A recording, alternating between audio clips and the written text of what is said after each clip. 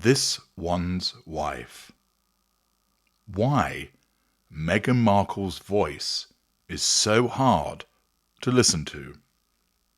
Hello, I'm H.G. Tudor.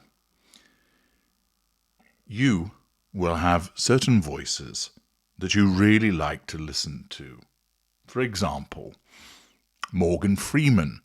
He's often cited as having one of the most recognisable and soothing voices to listen to. James Earl Jones, who voiced Darth Vader, had a deep, authoritative and resonant voice. Anthony Hopkins. He has a wonderful speaking voice, as has Liam Neeson and Jeremy Irons. There's Judi Dench, Kate Winslet, Helen Mirren, Stephen Fry. He's particularly popular for audiobook narration. Vincent Price and Sir Christopher Lee, more for the horror and chilling. There are many different voices that you will find engaging, stentorian, authoritative, soothing, relaxing, reassuring, whatever it might be. It ought to also include this voice of your glorious narrator. But there are also certain voices which set you on edge.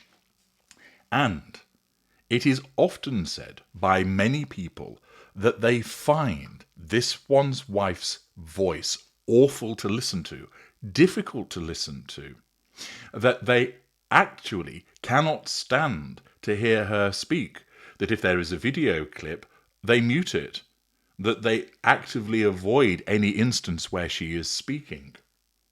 Now, we know why some people find her difficult to listen to, because quite simply, she spouts a load of bollocks.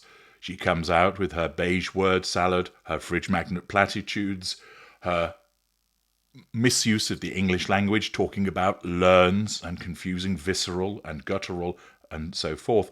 But I'm not talking about what she actually says, but how she says it, and why so many people find her voice not just unpleasant, but downright difficult to listen to. She, of course, believes that she has a wonderful voice, and this once again is the delusion of her narcissism. And her voice has altered over time, which is part of her attempt to assert control and draw fuel from an audience by speaking in a particular way. But she invariably fails. But what is it specifically about her voice that makes her so hard to listen to? Well, I spoke to a friend of mine who's a linguist and speech analyst and asked him to provide me with a detailed analysis as to what it is about her voice that is so problematic for people to hear and to listen to. He explained that her average speaking fundamental frequency typically falls between 180 to 220 hertz in interviews and, for instance, her Archetypes podcast. For adult women, the cross-linguistic mean is approximately 200 to 210, but perceptual pleasantness peaks closer to 220 to 240 for North American English speakers, where slight breathiness is tolerated. Voices that sit persistently at the lower end of the female range, below 190 Hz, without sufficient breathiness or warmth, are often rated as husky, forced, or masculine by listeners, triggering mild category violation in the brain's voice recognition systems. When the same pitch range is paired with a bright forward timbre, which I'm going to come to, the combination feels contradictory and it's effortful to process. This one's wife exhibits prominent vocal fry, known as pulse register phonation, at phrase boundaries and in low-intensity speech. Fry occurs when the vocal cords vibrate at very low frequencies, 20 to 70 Hz irregular pulses, with elongated closed phases and very low airflow.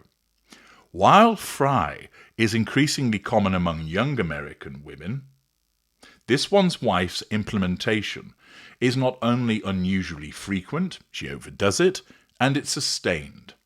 Studies using the Acoustic Voice Quality Index and sepstral peak prominence show that excessive fry lowers CPP values. Listeners rate prolonged fry as annoying, unprofessional, and tiring because the auditory system is forced to work harder to extract pitch and timbre information from an irregular source. That came from a study by Marin and Roy in 2012. So when you're listening to This One's Wife and her use of vocal fry, not only to many people is it specifically annoying, but she's actually tiring to listen to because your auditory system is being made to work harder. One of the most cited complaints about This One's Wife is that her voice sounds put on or theatrical. Spectrographic analysis of her speech, compared to pre-2016 samples, reveals there has been a systematic lowering of the first three formants, F1, F2, and F3. This pattern is characteristic of a consciously lowered larynx and widened pharynx, techniques which are taught in some acting and public speaking training to project authority. However, it looks like This One's Wife is doing this and has altered the way that she speaks in an attempt to project authority. But the problem is that when the larynx is lowered without corresponding velopharyngeal opening or breath support, the result is a darkened, slightly hollow timbre that conflicts with her naturally brighter pre-royal voice. Accordingly, listeners then detect this as affected because the brain compares current formant dispersion against stored templates of authentic identity. This was discovered by Latinus and Berlin in 2011. Accordingly, people have heard how she used to speak and how she now speaks and notices a difference, and as a consequence of that, it comes across as forced and put on, and therefore is another reason why she's difficult to listen to. Simultaneous breathy onsets and pressed terminations are audible in many of This One's Wife's utterances. If there was actual electroglottography undertaken, my friend explains this would likely show rapid transitions from high open quotient to very low with single phrases. This then creates a push-pull dynamic when This One's Wife speaks that increases perceptual effort. The ear expects consistent phonatory stability, and she creates a conflict which is also exacerbated by her relatively fast speaking rate, approximately 170 to 190 words per minute, leaving little recovery time for the listener's auditory cortex. Accordingly, her delivery, her breathy onsets, and the speed at which she is speaking, again, becomes tiring to listen to. Despite conscious efforts to reduce intonational contour and uptalk, she continues to do this, and it persists on declarative sentences. When this is combined with creaky fry at phrase ends, the contour becomes a sharp rise, followed by an abrupt drop into low-frequency irregularity. This pattern violates expectations of finality and is rated as uncertain or juvenile by older listeners, as explained by Warren in 2016. This then creates a perceptual dissonance, which is measurable in increased listener reaction times in comprehension tasks. Again, because of this, the uptalk and the intonational contour, it makes her hard to listen to. Long-term average spectra of This One's Wife's podcast episodes show a steeper spectral slope, which is greater than the usual octave, which is typical of pleasant female voices. Hers is 12 decibels per octave, Ordinarily, a pleasant range is 9 decibels per octave. This means that there is reduced energy above 4 kilohertz, which is the region responsible for brilliance and presence. Combined with prominent Fry harmonics below 1 kilohertz, this means that her voice occupies a narrow, mid-heavy band that feels simultaneously muffled and abrasive. Audiologists describe this profile as having low clarity index, which again contributes to listener fatigue. Her pitch excursions frequently exceed 8 to 10 semitones on stressed syllables, far above the 4 to 6 semitone average for conversational American English.